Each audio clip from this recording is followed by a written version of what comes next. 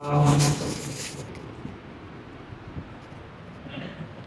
الله تبارك وتعالى يريد الله أن يخفف عنكم وخلق الإنسان ضعيفا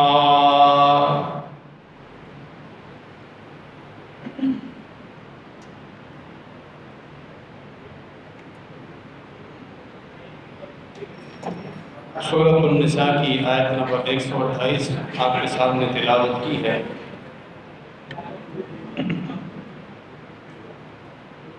اللہ رب العالمین نے اس آیت مبارکہ میں تمام مخلوق سے اپنی محبت کا اظہار فرمایا ہے، بالخصوص وہ مخلوق جو اللہ رب العالمین کی شریعت کی پابند ہے، یعنی جن اور انسان، کیونکہ یہی دو مخلوق ہیں جن کو اللہ رب العالمین نے اپنی شریعت کا مکلف بنایا ہے۔ اللہ رب العالمین نے فرمایا یہ جو شریعت تمہارے اوپر نازل ہوئی ہے، جس کا تمہیں پابند کیا گیا ہے، جس میں تمہارے اوپر عبادات ہیں،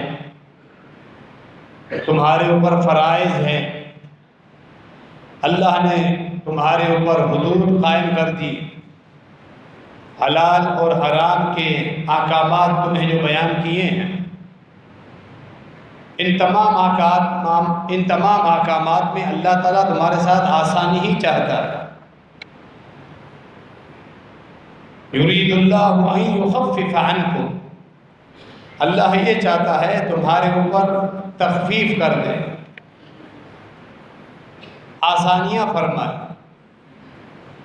وَخُلِقَ الْإِنسَانُ ضَعِيفًا، انسان کو کمزور ہی پیدا کیا گیا ہے، اللہ نے خود انسان کو پیدا کیا ہے، اللہ بخوبی اس انسان سے واقف ہے، اس کی کمزوریوں سے واقف ہے، اس کے خیالات، اس کے رجحانات، اللہ رب العالمین اس کی ظاہر سے، اس کے باطن سے، اس کے تصورات سے مکمل طور پر واقف ہے۔ جس نے اس کو پیدا کیا ہے، جو خالق ہے، وہ کیوں نہیں واقف ہے؟ یرید اللہ ان یخفف عنکم، فرمایا اللہ تو یہی چاہتا ہے تمہارے اوپر آسانیاں کرتا رہے ان احکامات میں۔ دین اسلام کے جتنے احکامات ہیں ان سب میں ہمیں آسانیاں ملتی۔ اسلام کوئی سخت دین نہیں ہے، اسلام ایک آسان دین، اس کے اندر آسانیوں کی ایک حد ہے۔ جو ضروری بنیادی مسائل ہیں، عقائد اور فرائض، شرعی حدود، وہاں ایک حد تک سختی بھی ہے، لیکن بیجا سختی نہیں۔ اور پھر اللہ رب العالمین نے نرمی بھی رکھی ہے، احکامات میں آسانی بھی عطا فرمائی ہے۔ کس قدر ایک خوبصورت اور پیارا اور سہل اور آسان دین اللہ رب العالمین نے ہمیں عطا فرمایا۔ ہمیں اللہ کا اس نعمت پہ ہر وقت، ہر لمحے، رات اور دن، صبح شام شکر ادا کرنا چاہیے۔ دنیا کی تمام نعمتیں، دنیاوی نعمتیں اپنی جگہ، دین کی اس روحانی نعمت پر ہم جتنا شکر ادا کریں وہ کم۔ سورہ البقرہ میں جہاں اللہ رب العالمین نے رمضان مبارک کے احکامات بیان فرمائے، مریض اور بیمار ان کے لیے خصوصی تخفیف فرمائی۔ جو مستقل بیمار ہیں، مستقل مریض ہیں، انتہائی بوڑھا آدمی جو بعد میں بھی روزہ نہیں رکھ سکتا، ان کے لیے فدیے کا حکم دیا، روزہ معاف کر دیا۔ اور جو عارضی طور پہ مریض ہیں یا جو سفر میں نکل گئے ہیں، ان کے لیے فرمایا فَعِدَّةٌ مِّنْ أَيَّامٍ أُخَرَ، وہ بھلے روزہ نہ رکھیں، بعد میں گنتی پوری کریں۔ یعنی اللہ رب العالمین کے فرائض کی تکمیل بھی ہے تو تکمیل کے لیے ساتھ آسانی بھی ہے۔ یرید اللہ بکم اليسر ولا یرید بکم العسر، اور یہی مفہوم اللہ رب العالمین نے یہاں بیان فرمایا۔ اللہ تو تمہارے ساتھ آسانی چاہتا ہے، اللہ تمہارے ساتھ تنگی کا ارادہ ہی نہیں کرتا۔ کس قدر پیارے الفاظ ہیں۔ اللہ نے فرمایا تمہیں تنگی میں ڈالنا تو دور کی بات ہے، وَلَا يُرِيدُ بِكُمُ الْعُسْرَ، اللہ تو تمہیں تنگی میں ڈالنے کا ارادہ بھی نہیں کرتا۔ اس قدر محبت ہے اللہ رب العالمین کی تمہارے سے۔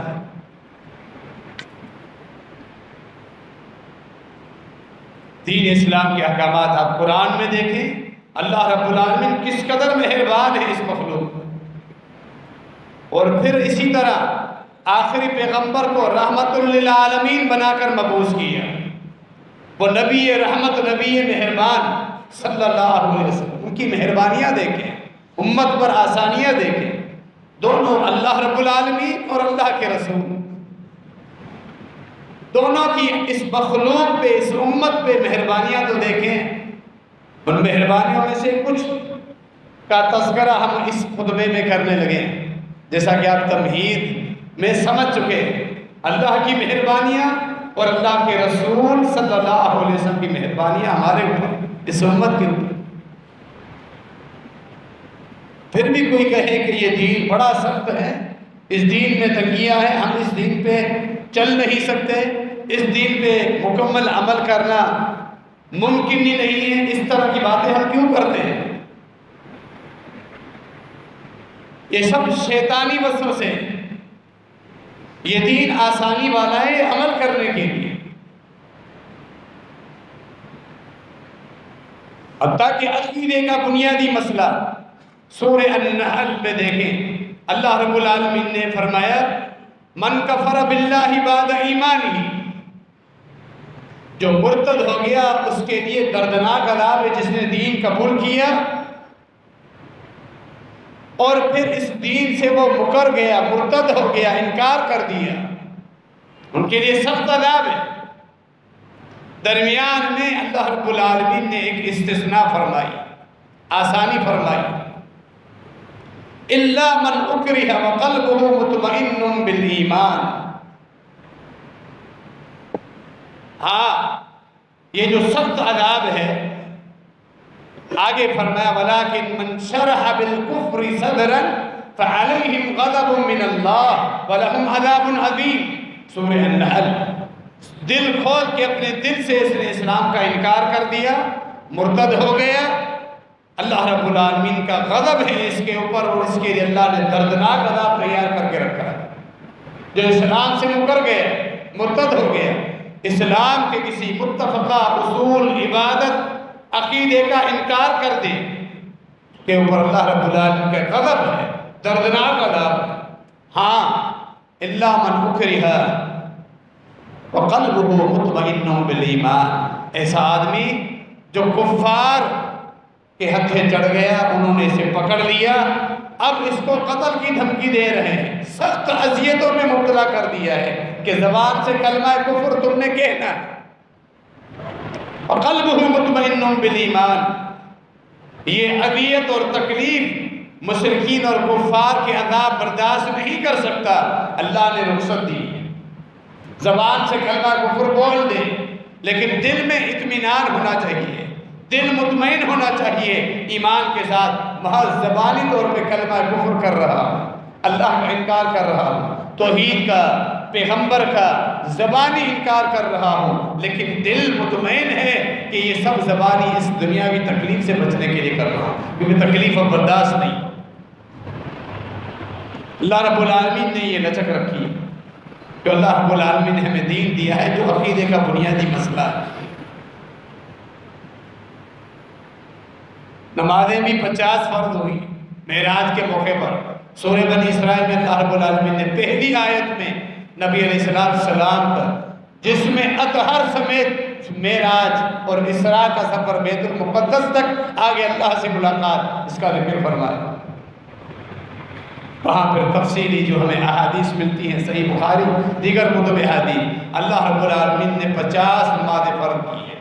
موسیٰ علیہ السلام نے مشورہ دیا، اللہ کے رسول صلی اللہ علیہ وسلم اللہ رب العالمین پر واپس جاتے ہیں، تخفیف ہوتی ہے، پھر آتے ہیں، پھر مشورہ ملتا ہے، پھر جاتے ہیں، اس طرح بالآخر 5 نمازیں باقی بچتی ہیں۔ 50 نمازوں سے 5 ہو گئی، اتنی تخفیف فرمائی۔ پھر اعلان فرمایا جو یہ 5 پڑھے گا، میں نے شروع میں فرض کی تھی 50، عبادت تو تم سے ساقط کر دی، معاف کر دی، 45 نمازیں معاف کر دی، لیکن ثواب میں پورا دوں، ثواب میں نے کمی نہیں کی۔ جو یہ 5 پڑھے گا، اللہ کے حکم کو تسلیم کرے گا، اس کو 50 نمازوں کا ثواب پورا ملے گا۔ یہ اللہ کی مہربانی ہے اس امت کے اوپر۔ اب یہ آئندہ آگے جا کر اپنے آپ پہ ظلم کر رہا ہے، جو یہ 5 بھی نہیں پڑھتا وہ صحیح عذر بھی نہیں، پھر یہ اپنے آپ پہ ظلم کر رہا ہے۔ اللہ نے 50 سے 5 کر دی اور تجھ سے یہ 5 بھی نہیں پڑھی جاتی۔ یہ اللہ رب العالمین کی آسانی کی جو مہربانیوں کی حد ہے، اس کا ناجائز فائدہ ہوتا ہے، اس سے بھی آگے چلے۔ رمضان مبارک کے روزے اللہ رب العالمین نے فرض کیے۔ شروع میں 1-2 سالوں تک جب روزوں کی سن 2 ہجری میں، ہجرت کے دوسرے سال رمضان مبارک کے روزے فرض ہوئے۔ پہلے 10 محرم عاشورہ کا روزہ فرض تھا، اس کی فرضیت ثابت ہوئی، اب اس کا رکھنا نفلی قرار دیا گیا، رمضان کے روزے فرض قرار دیے گئے۔ شروع میں 1-2 سالوں تک فرضیت کی کیفیت، اس کا روزوں کا جو دورانیہ تھا، ٹائمنگ تھی، عشاء سے شروع ہوتی تھی اگلے دن مغرب تک۔ کتنا بڑا دورانیہ، اندازہ لگا، مغرب اور عشاء میں 2 سے 2.5 گھنٹوں کا فرق، یعنی کہ 22 گھنٹے، 21 گھنٹے، 21.5 گھنٹے، 22 گھنٹوں کا دورانیہ۔ اور پھر جب روزہ شروع ہو گیا تو روزوں کی جو پابندیاں، کچھ کھا پی نہیں سکتے، بیوی کے ساتھ بھی مل نہیں سکتے، اس قدر سخت روزے صحابہ کرام نے رکھے، حکم تھا، اللہ کا فریضہ ہے، اور فریضے کی ادائیگی میں کوئی کمپرومائز نہیں، وہ ہر حال میں ادا کرتا ہے۔ یہ آپ اکثر جملہ سنتے رہتے ہیں، یہی بنیادی فرق ہے فرض اور نفل۔ نفل میں آپ کو اختیار ہے، جتنا زیادہ آپ عمل کریں گے آپ کے درجات بلند ہوتے رہیں گے۔ کسی وجہ سے کبھی کبھار آپ نے نفل چھوڑ دیے، انسان گنہگار انشاءاللہ نہیں ہوگا، لیکن فرائض اللہ نے کسی صورت میں معاف نہیں، تخفیف دی ہے، ادائیگی میں آسانیاں دی ہیں، جس کی کچھ مثالیں آپ سنیں گے، لیکن مکمل انسان چھوڑ دے اس کی اجازت اللہ نے نہیں دی۔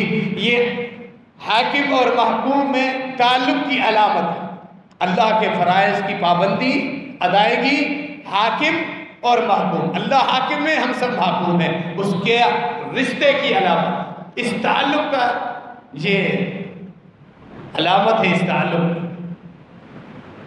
بندہ عابد و معبود، عابد اور معبود کا یہ تعلق، خالق اور مخلوق کا یہ تعلق جڑا رہتا ہے، جو فرائض پہ پابند ہے۔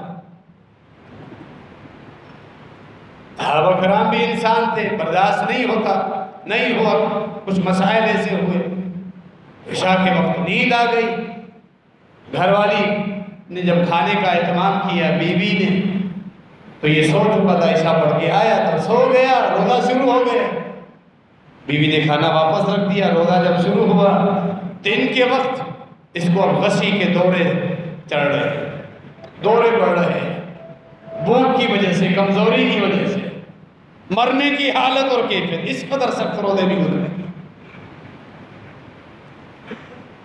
اور پھر مرد ہے، جب عشاء سے روزہ شروع ہو چکا، اپنی بیوی کے بعد بھی نہیں جا سکتا، 1-2 صحابہ کرام سے ایسے واقعات ہوئے، کنٹرول نہیں ہوا اور بیوی کے پاس چلے گئے، اللہ دیکھ رہا۔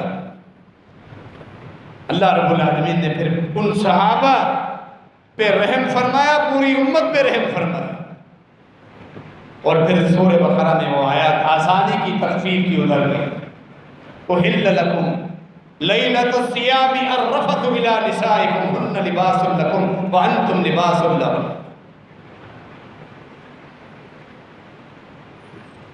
اللہ رب العالمین نے اب رمضان مبارک کی راتیں بھی تمہارے لیے حلال کر دی، اور روزوں کے اوقات مختصر کر دیے، فجر سے، فجر کا جو آخری وقت ہے جس سے فجر کی ابتدا ہوتی ہے، طلوع صادق جسے ہم کہتے ہیں، سحری کا آخری وقت، اس سے لے کر اب مغرب تک روزہ ہے، دورانیہ کم ہو گیا، پوری رات اللہ نے تمہیں اجازت دی، اس قدر بڑی تقریب، پوری رات تم اپنی بیویوں سے بھی مل سکتے ہو اور کھا پی سکتے ہو، تمہارے لیے رمضان کی راتیں اپنی بیویوں کے پاس جانے کے لیے حلال ہو چکی۔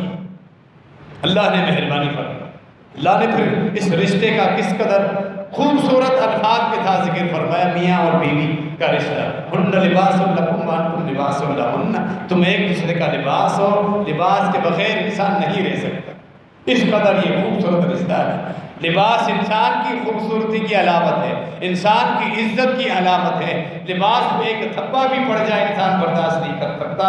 اسی طرح بیوی اپنے خاوند کے متعلق کی عزتوں کا خیال رکھتی ہے، عزتوں کی لاز رکھتی ہے، خاوند بھی اپنی بیوی کی عزت کی لاز رکھے، اس کا خیال رکھے کہ لباس جو ہی میلا ہو جاتا ہے اس کو پھر دھو کے صاف کیا جاتا ہے، بیمار پڑ گئی ہے، پریشانیاں ہیں تو اس کا وہ ہم سفر ہے، ہم نشیں ہیں، ہم درد اور غم خوار بن کے اس کے ساتھ اس کی علاج کروائے اور اس کے ساتھ نرم گفتگو کرے، اس کی پریشانیوں کو دور کرے۔ بیوی کے اوپر بھی یہی ہو، اللہ نے یہ بھی بیان فرمایا اور پھر رخصتیں بھی دی تھی۔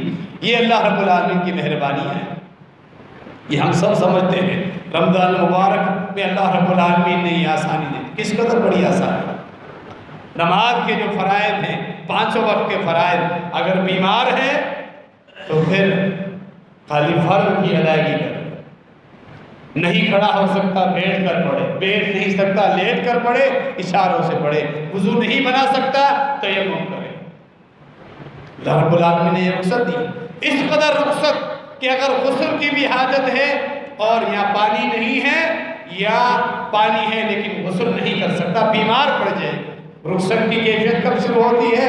غسل کرنے کی وجہ سے اگر بیمار پڑ جائے، موت کی طرف یہ جانے لگے، اس صورت میں اجازت۔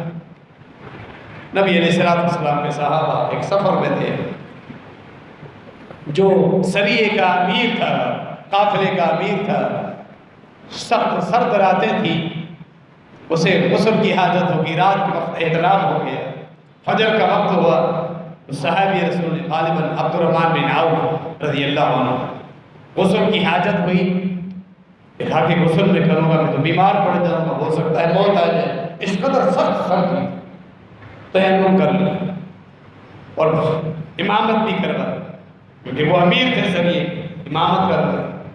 پھر بعد میں آپ ساتھیوں کو پتہ چلا، کہا کہ اللہ نے رخصت دی کہ صحابہ نے، آپ ساتھیوں نے کہا کہ اللہ کے رسول صلی اللہ علیہ وسلم سے ذکر ضرور کریں گے، پتہ نہیں یہ نماز ہماری ہوئی کہ نہیں ہوئی، اور یہ کیا معاملہ ہے، یہ رخصت ہے بھی یا نہیں۔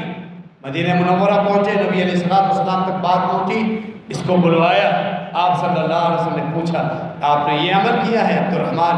فرمایا ہاں اللہ کے رسول، اللہ نے قرآن میں فرمایا وَلَا تَقْتُلُوا أَنفُسَكُمْ إِنَّ اللَّهَ كَانَ بِكُمْ رَحِيمًا، سورہ نساء کی آیت پڑھی، اللہ نے فرمایا اپنے آپ کو قتل مت کرو، اپنے آپ کو قتل مت کرو، اللہ تمہارے اوپر بڑا مہربان ہے۔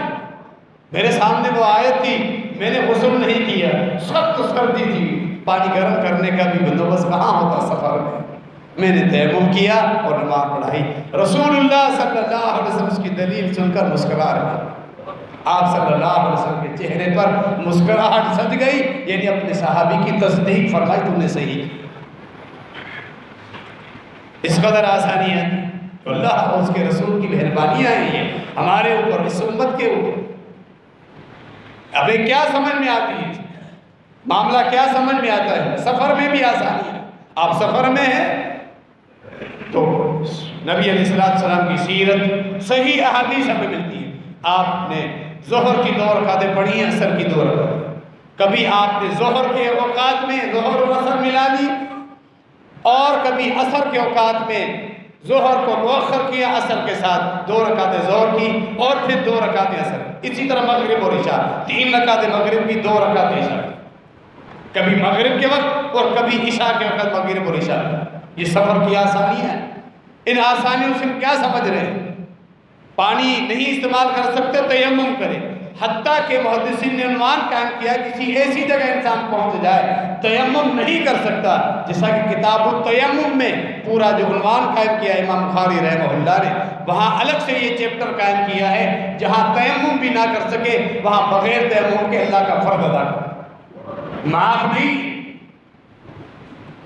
پانی نہیں ہے، غسل نہیں کر سکتا، تیمم کے لیے مٹی بھی نہیں ہے، جہاز میں بیٹھا ہوا وہاں سے مٹی یہ کہاں سے لائے، نماز کا وقت ہے، اسی حالت میں نماز پڑھ، پھر اس کے لیے دلیل دیں۔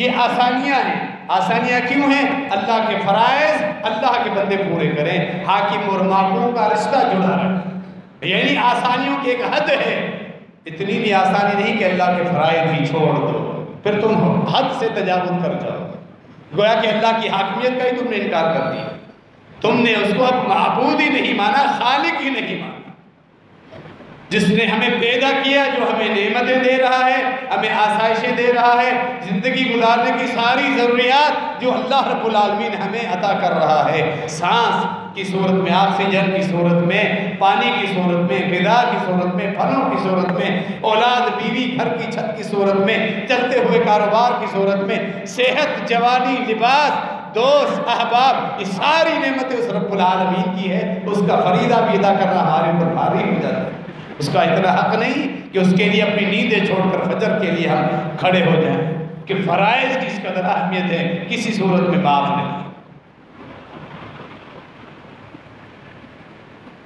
اللہ رب العالمین نے سورہ نحل میں، سورہ بقرہ میں، دیگر مقامات میں ان چار چیزوں کی واضح طور پہ حرمت کا ذکر کیا، فرمایا انما حرم علیکم المیتۃ والدم ولحم الخنزیر وما اہل لغیر اللہ بہ، اللہ رب العالمین نے تمہارے اوپر وہ حلال جانور جو اپنی موت آپ مر جائے حرام کر دیا، ذبح کرو بسم اللہ پڑھ کے، خود مر جائے، گلا دب جائے، گر جائے، کسی وجہ سے خود مر جائے، وہ حرام ہے تمہارے، مردار جانور حرام، بہتا ہوا خون تمہارے لیے کھانا حرام، جمع ہوا خون، گوشت ہے بوٹیوں کی صورت میں، کلیجے کی صورت میں وہ حلال، جمع ہوا خون حلال، بہتا ہوا خون حرام، اسی طرح سور، خنزیر کا گوشت اور ہر وہ چیز حلال جانور لیکن غیر اللہ کے نام پہ، کسی آستانے پہ، کسی قبر، کسی مقبرے، کسی مزار پہ اس کو ذبح کیا جائے، اس فوت شدہ بزرگ اللہ کے ولی کی رضا اور خوشنودی یا ڈر اور خوف کا عقیدہ وہ ہم سے راضی ہو جائے گا، پھر اس سے ہمیں مجھے بیٹا ملے گا، بیٹی ملے گی، روزیاں بڑھے گی، رزق میں برکت ملے گی، سقیدے کے ساتھ، یہ ساری چیزیں تمہارے اوپر حرام کر دی اللہ رب العالمین۔ نبی علیہ السلام نے فرمایا، صحیح مسلم کی حدیث ہے، لعن اللہ من ذبح لغیر اللہ، جو حلال جانور کو جس کو اللہ نے پیدا کیا، اس کے گھاس اور اس کا رزق بھی اللہ پیدا کرتا ہے، اسی جانور کو تم غیر اللہ کے نام پہ ذبح کرتے ہو، آستانوں پہ جا کر ذبح کرتے ہو، وہ قبر والا ہم سے راضی ہو جائے۔ فرمایا نبی علیہ السلام نے، سے بدبخت پہ اللہ کی لعنت، وہ مشرک، ایسا عمل شرک پر مبنی، اس قدر سخت حرمت کے باوجود اللہ نے فرمایا فَمَنِ اسْتُرَّ غَيْرَ بَاغٍ وَلَا عَادٍ فَلَا إِثْمَ عَلَيْهِ، وہاں بھی ایک رخصت اور استثناء، ایک لچک رب العالمین نے رکھی، اللہ کتنا مہربان، مجبوری ہو جائے، اسی طرح بدبخت کفار مشرکین پکڑ لے کہ یہ جو مردار گوشت سے تم نے کھانا ہے ورنہ تمہیں قتل کر دیں، غیر اللہ کے نام پہ آستانے پہ یہ گوشت، یہ جانور ذبح ہوا ہے، تم نے کھانا ہے ورنہ تمہیں قتل کر دیں گے، یا انسان ایسی جگہ پہ بھوک میں مر رہا ہے، کھانے کے لیے کچھ بھی نہیں، وہی مردار چیز، غیر باغ، دل میں اس کے ساتھ محبت نہیں ہے، اور چند لقمے لیتا ہے جس سے یہ بچ جائے، بس اللہ رب العالمین نے اس کی اجازت دی، یہ اللہ رب العالمین کی مہربانیاں ہیں۔ قرآن میں بھی آپ دیکھیں، احکامات آپ دیکھیں، نبی علیہ السلام کی سیرت کا مطالعہ کریں، احکامات میں امت کے ساتھ کس قدر تخفیف کی ہے تو آپ کو پتہ چلے گا کس قدر آسان اور مہربانیوں پر مشتمل مبنی یہ دین اللہ رب العالمین نے ہمیں عطا فرمایا، جس دین کو ہم کہتے ہیں سخت ہے، جس دن کے چند احکامات ہمارے سامنے آئے، ہماری دنیاوی منشا کے خلاف چلے جائیں تو ہم کہتے ہیں اس پہ ہم عمل نہیں کر سکتے، کس قدر نعمت بنا کے اللہ نے ہمیں یہ دین عطا فرمایا۔ تولی یوم الزحف کا مطلب ہے جنگ کے دوران، جہاد کے دوران انسان دشمن کے سامنے سے بھاگ جائے، یہ کبیرہ گناہ میں سے انتہائی سخت بڑا گناہ ہے جس کے لیے سخت وعید اللہ رب العالمین نے بیان فرمایا۔ تولی یوم الزحف بڑے گناہ میں شمار ہے، اللہ رب العالمین نے پہلے حکم یہ دیا، اِن یکن منکم 20 صابرون یغلبوا 200، فرمایا 20 آدمی دوستوں کا مقابلہ کریں، 20 آدمی 200 کا مقابلہ، یعنی نسبت کیا بنی، ریشو کیا بنا، 1:10 کے مقابلے میں بھاگے گا نہیں۔ 2 مجاہد ہیں مسلمان لڑنے والے، سامنے 20 ہیں یا 20 سے کم ہیں، ان سے لڑنا ہے، وہ میدان چھوڑ کے بھاگ ڈالیں، سخت حکم تھا۔ 2 کا مقابلہ 20 کے ساتھ، 10 کا مقابلہ 100 کے ساتھ، 20 کا مقابلہ 200 کے ساتھ، کھڑے ہو جائیں، بھاگنا نہیں، میدان نہیں چھوڑنا۔ جو میدان چھوڑے گا وہ گویا کہ اس نے اپنے آپ پہ ظلم کیا۔ سخت عذاب کی وعید ہے اس کے۔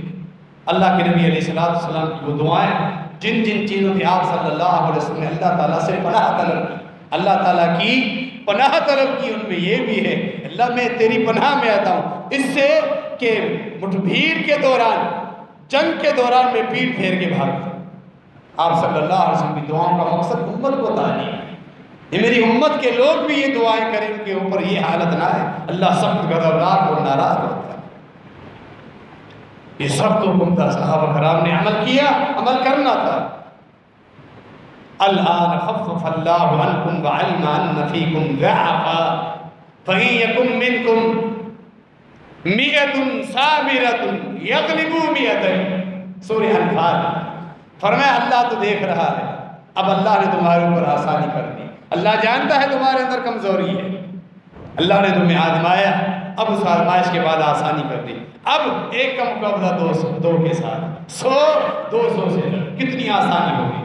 پہلے حکم تھا 1:10 سے لڑے، 2:20 سے، اب 1:2 سے لڑے گا، 2 آدمی 4 سے لڑیں گے، یعنی میدان جہاد میں 2 مجاہدین ہیں، سامنے 5 ہیں کفار، اگر یہ میدان چھوڑ کے آ جاتے ہیں، یہ تولی یوم الزحف کا حکم نہیں لگے، اللہ نے رخصت دی، یہ رخصتیں ہیں رب العالمین۔ اللہ کے نبی علیہ السلام کی رخصتیں بھی دیکھ لیں، میدان جہاد میں آپ جا رہے ہیں، ایک صحابی سامنے آتا ہے، اپنا نام لکھواتا ہے، صحیح بخاری کے اندر واقعہ دیکھیں، وہ جہاد چونکہ فرض عین نہیں تھا، فرض کفایہ تھا۔ فرض عین کا مطلب ہوتا ہے جب مسلمانوں کے اوپر حملہ ہو جائے یا مسلمانوں کی خلافت ہو، شرعی خلافت ہو اور خلیفہ وقت اعلان کرتے سب نے نکلنا، پھر تو ہر ایک نے نکلنا۔ فرض کفایہ یہ ہے کہ دشمن کے ساتھ محاذ پر لڑائی چل رہی ہو اور اتنے مجاہدین ہو کہ کفایت ہو، باقی لوگوں پہ سے فریضہ ثابت ہو جاتا ہے۔ ایک صحابی آتا ہے، نام لکھواتا ہے، آپ صلی اللہ علیہ وسلم نے پوچھا پیچھے گھر میں کس کو چھوڑ کر آئے؟ فرمایا میرے والدین ہیں، بوڑھے حیات زندہ، فرمایا انہیں آپ اکیلا چھوڑ کے آ رہے، ان کی خدمت کون کرے؟ جہاد کا شوق کیا ہے؟ فرمایا واپس جاؤ، واپس جاؤ، ففیہما فجاہد، اپنے بزرگ والدین کی خدمت جا کے کرو، یہی تمہارا جہاد۔ وہاں سے نبی علیہ السلام نے واپس بھیج دیے۔ نبی رحمت، نبی مہربان، آپ صلی اللہ علیہ وسلم کی مہربانیاں دیں۔ یہی اس جہاد کے موضوع سے ہمیں سبق ملا، جو اصل شرعی خلافت جو مسلمانوں کو نعمت کے طور پہ ملی اس کو چھین لیا گیا۔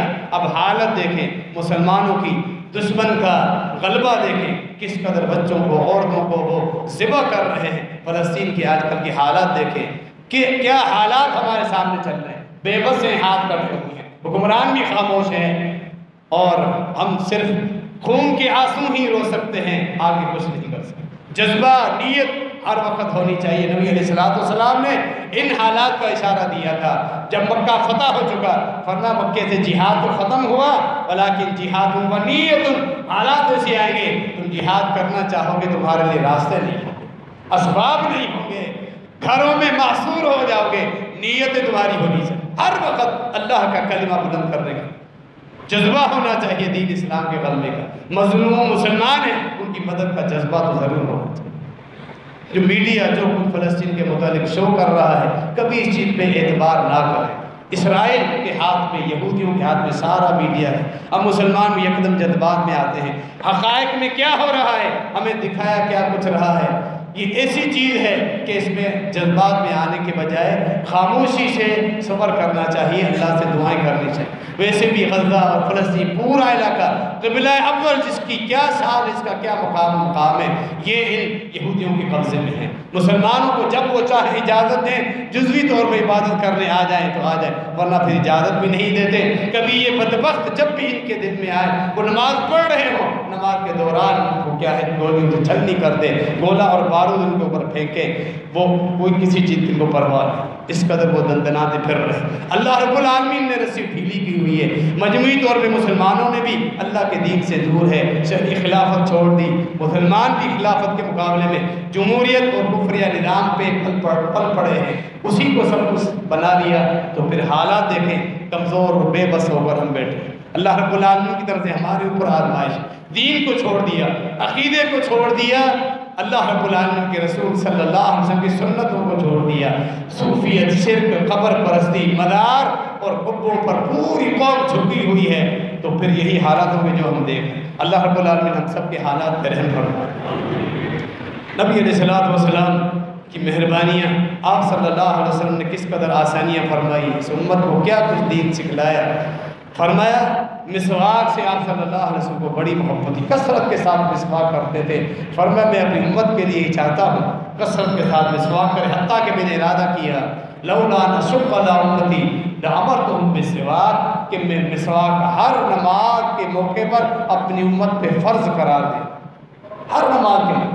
لیکن پھر میں نے سوچا میری امت مشقت میں پڑ جائے، جو چیز فرض ہوتی ہے اس کو چھوڑنے کا اختیار نہیں۔ اس سے میں یہ سبق سمجھ میں آیا، فرض قرار دوں لیکن میں فرض نہیں قرار دیا اس کو، میری امت مشقت میں پڑ جائے گی۔ کیا سمجھا آپ نے؟ آسانی فرمائی، لیکن جو چیز فرض ہو جاتی ہے اس کو چھوڑنے کا اختیار۔ باقی چیزیں جو فرائض ہیں وہ ہم ادا کر رہے ہیں چھوڑ رہے ہیں، ہماری پانچوں نمازیں، فجر کی نماز ادا کر رہے ہیں چھوڑ رہے ہیں، جو فرض ہے وہ چھوڑا نہیں جاتا۔ رمضان کے روزے ہیں، زکوٰۃ، جب مال نصاب تک پہنچ جائے، مالدار آدمی ہے، زندگی میں ایک مرتبہ حج، اللہ کے فرائض چھوڑے نہیں جاتے۔ اللہ کے بندوں مسلمانوں ہوشیار ہو جاؤ، نرمی ایک حد تک ہے، اللہ رب العالمین کے فرائض کے متعلق بھی سخت معاملہ ہے۔ یہ دونوں چیزیں پہلو ہمارے سامنے ہونے چاہیے۔ نبی علیہ السلام نے ایک دفعہ عشاء کی نماز دیر سے پڑھائی۔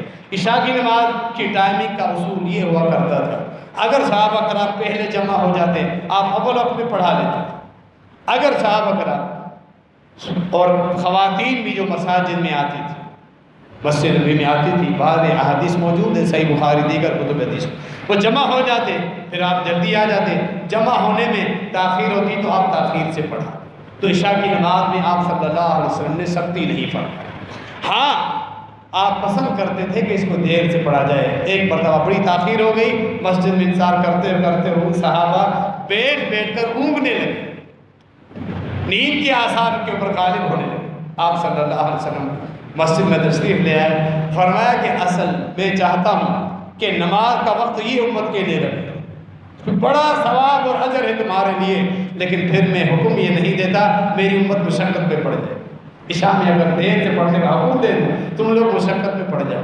یہ مہربانیاں ہیں نبی علیہ السلام کی، نماز پڑھاتے رہتے ہیں، لمبی قرات کا ارادہ ہوتا، خود فرمایا میں نماز میں کھڑا ہوتا ہوں، ارادہ ہوتا ہے لمبی قرات کروں گا، پیچھے جو خواتین آئی ہوتی ہیں ان کے ساتھ بچے بھی ہوتے ہیں، بچے کے رونے کی آواز میں سنتا ہوں، میرے کانوں پہ آواز پڑتی ہے، میں یہی سوچتا ہوں اس کی ماں مشقت میں ہو، اب یہ بچے کی وجہ سے اس کی ماں پریشان ہو رہی ہے، مشقت میں، اس کی وجہ سے میں نماز میں تخفیف کر دیتا ہوں۔ امت کا خیال، خواتین کا لحاظ، ان کا خیال، نمازوں میں آئیں، مسجدوں میں آئیں، جہاں پردہ ہے ان کے لہدہ اجتماع وہ پڑھے اور ان کے ساتھ یہ تخفیف آسانیاں، فرمایا تم سے وہ اجازت طلب کریں نماز مسجد میں جانے کی، انہیں اجازت دے دو، انہیں روکو مت۔ نبی علیہ السلام کی نرمی، آپ صلی اللہ علیہ وسلم کی آسانیاں، آپ صلی اللہ علیہ وسلم عید کا موقع تھا، ام المومنین عائشہ رضی اللہ عنہ فرماتی ہے گھر میں موجود تھے، دو لڑکیاں آئی، چھوٹی بچیاں، وہ آ کر گنگنانے لگی، نغمے ترانے پڑھنے لگی، سر کے ساتھ، لحن کے ساتھ۔ نبی علیہ السلام لیٹے ہوئے خاموش، انہیں ٹوک نہیں رہے، منع نہیں کر۔ میرے والد محترم ابوبکر صدیق رضی اللہ تعالیٰ عنہ آئے، وہ مجھ پر ناراض ہو کہ عائشہ یہ کیا کر رہی ہو، اللہ کے رسول صلی اللہ علیہ وسلم لیٹے ہوئے ہیں، یہ بچیاں گنگنا رہی۔ ابوبکر صدیق رضی اللہ تعالیٰ عنہ نے بچیوں کو ڈانٹا، نبی علیہ السلام متوجہ ہوئے اپنے یار غار کی طرف، اپنے وزیر، اپنے مشیر خاص کی طرف۔ ابوبکر صدیق رضی اللہ تعالیٰ عنہ فرمایا ابوبکر چھوڑ دے، رہنے آج عید کا دن ہے، انہیں خوشی منانے دو، خوشی منانے۔ خوشی کے موقع پر، شادی کا موقع ہے، عید کا موقع ہے، شرعی حدود میں خوشی کا اظہار کیا جائے، جب تک شریعت سے ٹکرائے نہیں تو شریعت نے رخصت دی ہے۔ اللہ کے رسول صلی اللہ علیہ وسلم نے رخصت دی، لچک رکھی۔ نبی علیہ السلام نے روکا ابوبکر صدیق رضی اللہ عنہ، کیونکہ وہ الفاظ جو بچیاں پڑھ رہی تھی کوئی غیر شرعی الفاظ نہیں ہے۔ ہاں تھوڑی دیر کے بعد ایک بچی کہنے لگی وفینا نبی یعلم ما فی غد، اللہ نے ہمیں وہ رسول دیا ہے جو غیب کی خبریں جانتا ہے، جو عالم الغیب ہے، جو کل کی خبریں جانتا ہے۔ فوراً تو کیا معاملہ؟ شرعی حد، عقیدے کا مسئلہ۔ فرمایا بچی یہ الفاظ وَقُولِي مَا كُنْتِ تَقُولِينَ، پہلے جو تمہارے فوت شدگان کا تم ذکر کر رہی تھی، خوشی کے نغمے ترانے پڑھ رہی تھی، وہی پڑھتی رہو، یہ الفاظ مت کہو کہ میں عالم الغیب، منع کر دیں۔ میں کیا اس واقعے سے سمجھ میں آیا؟ ایک حد ہے خوشی منانے، اسلام نے بھی رخصت دی ہے۔ اس خوشی میں، خوشی کے موقع پر اللہ کی شرعی حدود کو تجاوز نہیں کرنا۔ نبی علیہ السلام امت کو عقیدہ بھی دے دیا کہ عقیدے میں غلو مت کرو، میرے بارے میں کوئی یہ کہے کہ میں عالم الغیب ہوں، منع فرما دیا۔ یہ صحیح بخاری میں واقعہ موجود ہے۔ نبی علیہ السلام خواتین سے بیعت لیتے تھے زبان، صحیح بخاری کے اندر واقعہ دیکھیں۔ آپ نے خواتین سے بیعت لی، اللہ کے ساتھ کسی کو شریک نہیں ٹھہرا، چوری نہیں کرنی، بدکاری کی طرف نہیں جانا، کسی پر جھوٹی تہمت نہیں لگانی، اور نوحہ اور بین نہیں کرنا، بین نوحہ ماتم میت پر نہیں کرنا، بیعت لے۔ حکمت دیکھیں، مہربانیاں دیکھیں، فراست دیکھیے۔ ایک خاتون نے خواتین ہاتھ سے اشارہ دور سے کرتی تھی، بیعت ہو گئی، اپنا ہاتھ روک لیا، کہنے لگی اللہ کے رسول میں نے زمانے جاہلیت میں ایک خاتون نے میرے گھر میں آ کے نبھا کیا تھا۔ جاہلیت کا یہ تصور تھا کہ جو تمہاری صدمے کے موقع پر آ کے نوحہ اور ماتم کرے، جب اس کے پاس یہ معاملہ ہو تو بدلہ دینا، قرضہ ہے میرا، اس کے اوپر قرضہ ادا کرنا۔ نبی علیہ السلام خاموش، سختی نہیں فرمائی کہ نہیں، ہر حال میں بیعت کرنی۔ آپ نے اس خاتون، کیونکہ جذبات خاتون کمزور ہے، صنف نازک ہے، پوری انسانیت کمزور ہے، لیکن خاتون کو اللہ نے مزید کمزور بنایا ہے۔ وہ جذبات پہ کنٹرول نہیں رکھ سکتی، اپنے ارادوں پر، اللہ کی شرعی احکامات پر زبردست چیز خاتون سے بیعت، منہ پھر جا کر بیعت توڑ کے آ جائے گی۔ خاموش رہے، نہ یہ کہا کہ جاؤ نوحہ کر کے آؤ، کیسے بول سکتے ہیں؟ خاموش رہے۔ وہ خاتون جب جاتی ہے، اس خاتون کو قرضہ دیتی ہے، الفاظ جو واویلا کے نوحے کے اس وقت مروج تھے، وہ الفاظ کہہ کے دوبارہ آ جاتی ہے، نبی علیہ السلام سے بیعت لے لیں۔ اس کے بعد وہ ثابت قدم رہتی ہے دین، کہیں ایسا نہ ہو اس سخت شرط کی وجہ سے بھی اسلام سے یہ خاتون معروف ہو۔ مہربانیاں دیکھیں، لچک دیکھیں، نرمی دیکھیں، حکمت دیکھیں۔ اللہ کے رسول صلی اللہ علیہ وسلم حکمتیں بھری پڑی ہیں، دین یہ بھی ہے، احکامات بھی ہیں۔ ہمارا دین سخت نہیں ہے، اس میں نرمی ہی نرمی، اللہ کی نعمت ہے، دین آسان ہے۔ مالک اتبان بن مالک رضی اللہ عنہ کا معروف واقعہ ہے، صحیح بخاری میں۔ بڑی عمر ہو جاتی ہے، نظر کمزور پڑ جاتی ہے، اللہ کے رسول صلی اللہ علیہ وسلم کے پاس آتے، کہتے ہیں اللہ کے رسول صلی اللہ علیہ وسلم میں اپنی قوم کی امامت کرواتا ہوں، لیکن جب بارشیں ہوتی ہیں تو راستوں میں پانی بھر جاتا ہے، سیلاب بن جاتا ہے، میں وہاں نہیں جا سکتا، میں چاہتا ہوں، نظر بھی کمزور ہے، گھر میں نماز پڑھوں، لیکن جس جگہ کو میں جائے نماز پڑھنا چاہتا ہوں، میں چاہتا ہوں آپ ابتدا کریں تاکہ آپ کی برکتیں مجھے نصیب ہوں۔ انبیاء کی دعوت سے تبرک حاصل کرنے پر پوری امت کا اجماع ہے۔ تبرک صرف انبیاء کے ساتھ خاص تھا، ان کی استعمال کی چیزیں، ان کا لباس، ان کے برتن، ان کے استعمال کی چیزوں سے تبرک، یہ صرف انبیاء کے ساتھ خاص تھا۔ کسی پیر اور مرشد کے کپڑوں سے تبرک، اس کے ہاتھ کا تبرک، اس سے عقیدہ خراب ہوتا ہے، یہ شریعت میں کہیں ثابت نہیں۔ نبی علیہ السلام نے فرمایا میں کل آ جاؤں گا تمہارے گھر میں، اس جگہ پہ نماز پڑھوں۔ سیدنا اتبان بن مالک رضی اللہ تعالیٰ عنہ کہتے ہیں دوسرے ہی دن نبی علیہ السلام کے وعدے کے مطابق آ گئے، آپ کے ساتھی جو ہر وقت آپ کے ساتھ رہتے، ابوبکر صدیق وہاں بھی ساتھ، آپ کے وزیر، آپ کے مشیر رضی اللہ تعالیٰ، آتے ساتھ ہی فرمایا کہ مالک اتبان مجھے بتاؤ کہاں نماز؟ یہ کئی آپ کو مسائل ملیں گے۔ مہمان کے لیے کیا آداب ہیں، میزبان جب دعوت دے، مہمان آئے گھر میں تو وقت ضائع کیے بغیر جو کام ہے وہ کام کو کہاں ہے جگہ بتائی، اتوار نے کھڑے ہو گئے پیچھے، باقی جو صحابہ موجود تھے پیچھے کھڑے ہو گئے، نفل نماز کی جماعت ہوئی، 2 رکعتیں پڑھائی، جانے لگے۔ اتبار نے کہا اللہ کے رسول ہم نے ہمارا جو مشہور روایتی کھانا ہے وہ تیار کرنا، جو پنیر اور گھی اور باقی کھجور سے جو بنتا تھا۔ نبی علیہ السلام نے وہ بنا فرمایا، محلے کے جتنے انصار صحابہ کرام سب جمع ہو، واقعہ سنیے گا جو ہمارے موضوع کے ساتھ تعلق ہے وہ آ گیا یہاں بھی ہے۔ اللہ رب العالمین کے نبی صلی اللہ علیہ وسلم اعتبار میں مالک کو عذر تھا کہ ٹھیک ہے گھر میں اپنی فرض پڑھنا یہ تو آ نہیں سکتا، یہ فرائض پڑھنے ہیں مسجد میں نہیں آ سکتے ہیں، وہ شرعی عذر ہے تو گھروں میں پڑھو۔ ہمارے کتنے ایسے ساتھی نمازی ہیں فجر کے بارے میں پوچھے، کہتے ہیں کہ سناٹا ہوتا ہے، کتے بھی ہوتے ہیں، چھینا جھپٹی کے معاملات، شرعی عذر ہے، وہ جانتے ہیں، اللہ جانتا ہے عذر ہے تو گھروں میں نماز پڑھو۔ افسوس جب ہوتا ہے جب ان سے پوچھتے ہیں، کہتے ہیں پھر نماز کے ٹائم پہ وہ اٹھتے بھی نہیں، اٹھ کے 10 بجے 11 بجے ظہر کے ساتھ فجر پڑھو، یہ اپنے آپ پر ظلم، رخصت اتنی نہیں مردوں کے لیے، شرعی عذر اگر ہے گھروں میں نماز، وگرنہ شرعی عذر کے بغیر گھروں میں نماز پڑھنے کی اجازت۔ عذر ہے شرعی نہیں آ سکتے ہو، کم از کم پھر اذان کے وقت میں الارم رکھ کے اٹھو تو صحیح، اس وقت بھی اٹھ کر نماز نہیں پڑھتے، شرعی عذر نہیں ہے، بہت بہانے بازی ہے کہ ظہر کے وقت تم ملا کے نماز پڑھو، صبح اٹھ کے نماز پڑھو، 10 بجے 11 بجے نماز قضا کر کے، قضا کرنے کی رخصت کہا ہے، گھر میں پڑھنے کی رخصت تھی کہ سناٹے ہیں، کتے ہیں، جانور، چھینا جھپٹی کے معاملات ہوتے ہیں، سناٹا ہوتا ہے، یہ تو عذر بن گیا، لیکن یہ عذر کہا ہے صبح اٹھ کے قضا کر کے نماز پڑھو۔